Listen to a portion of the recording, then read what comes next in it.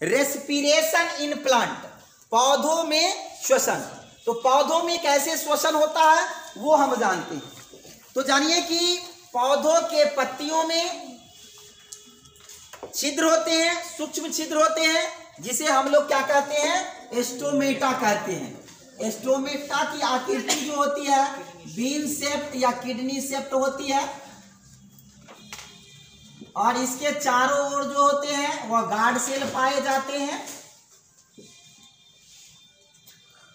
रक्षी कोशिका इसको कहते हैं, गार्ड सेल। अब देखिए इसमें जो होते हैं वह क्लोरोफिल होता है। इसमें क्या है, ये क्लोरोफिल है।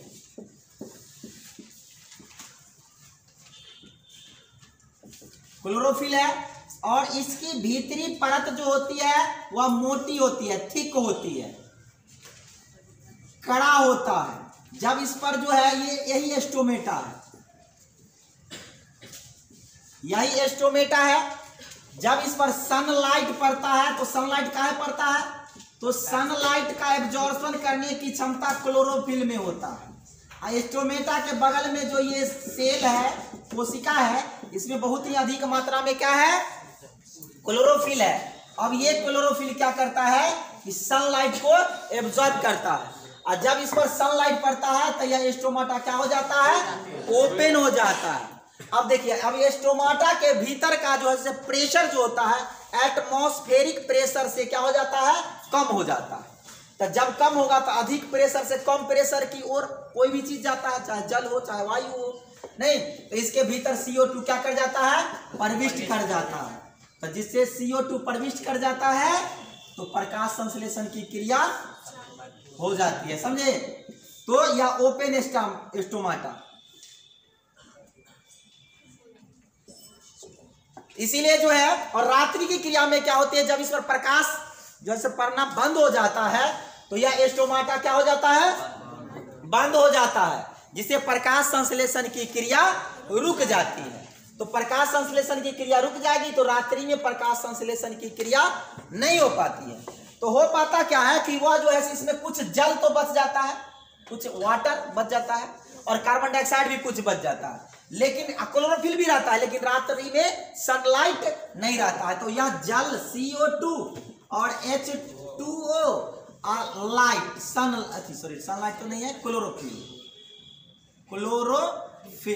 तो क्लोरोफिल भी रात्रि में जो है काम करना बंद कर देता है। यह भी जो है सूर्य के प्रकाश को क्या करता है, एब्जॉर्ब करता है। तब ये रात्रि में ई क्या होता है जानते हैं, यह बन जाता है कार्बोनिक अम्ल, H2CO3 हो जाता है। अब ये रात्रि में H2CO3 कार्बोनिक अम्ल बदल जाता है। अब क्या होता है कि इसमें एक पोटेशियम आयन होता है, पोटेशियम आयन, या पोटेशियम आयन जो है सो इसको तोड़ देता है और यह बना देता है हाइड्रोजन आयन और कार्बोनेट आयन बदल देता है। अब क्या होता है कि कार्बोनेट आयन जो है, कार्बोनेट आयन ये है, या CO2 और O आयन में जो है सो बदल जाता है, और रात्रि में यही CO2 जो है सो पौधे उत्सर्जित करता है, जिसके कारण जो है रात्रि में पौधे के निकट अधिक गर्मी महसूस होता है। बहुत आदमी कहता है ना कि रात्रि में पौधा जो है कार्बन डाइऑक्साइड छोड़ता है, तो छोड़ता है यही कार्बन डाइऑक्साइड, ऑक्सीजन लेता नहीं, समझे, ऑक्सीजन लेता नहीं है, समझे। इस प्रकार पौधे में जो है सो त्वचीय श्वसन भी होता है और स्टोमेटल रिस्पिरेशन भी होता है। लेंटिसेल होता है, पौधे के जो बार्क होते हैं, छाल होते हैं, पौधे के तना है, इस पर जो है से बार्क होते हैं, मोटे मोटे करे, उसके नीचे जो छिद्र होते हैं उससे भी रेस्पिरेशन होता है, जिसको कहा जाता है त्वचीय रेस्पिरेशन, समझे, और इसको कहा जाता है स्टोमेटल रिस्पिरेशन। तो पौधों में दो प्रकार से रेस्पिरेशन होता है, त्वचीय रेस्पिरेशन और स्टोमेटल रेस्पिरेशन, समझे। एक और बात समझ लिए, पौधे में जड़ द्वारा भी श्वसन की क्रिया होती है।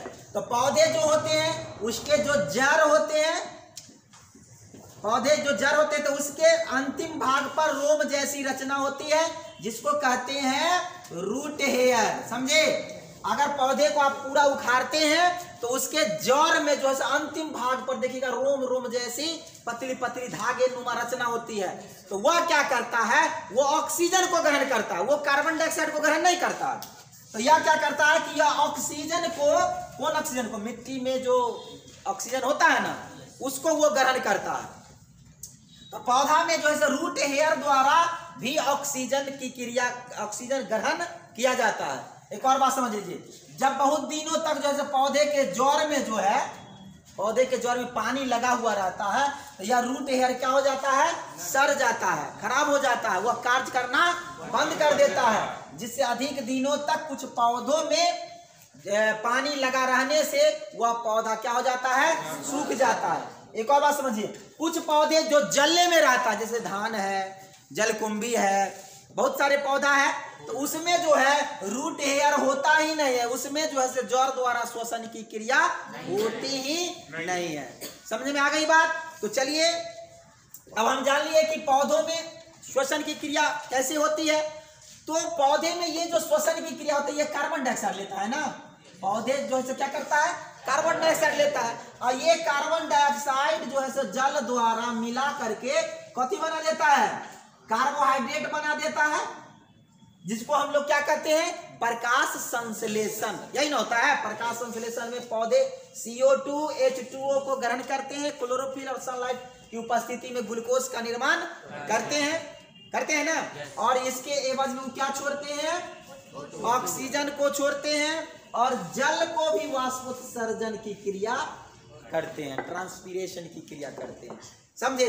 तो हम लोग जो है श्वसन की क्रिया में क्या करते हैं, कार्बन डाइऑक्साइड छोड़ते हैं, और पौधे श्वसन की क्रिया में ऑक्सीजन छोड़ता है। इसीलिए पौधे का श्वसन और ह्यूमन का श्वसन दोनों एक दूसरे से क्या है, रिलेटेड है, दोनों का एक दूसरे से रिलेशन है।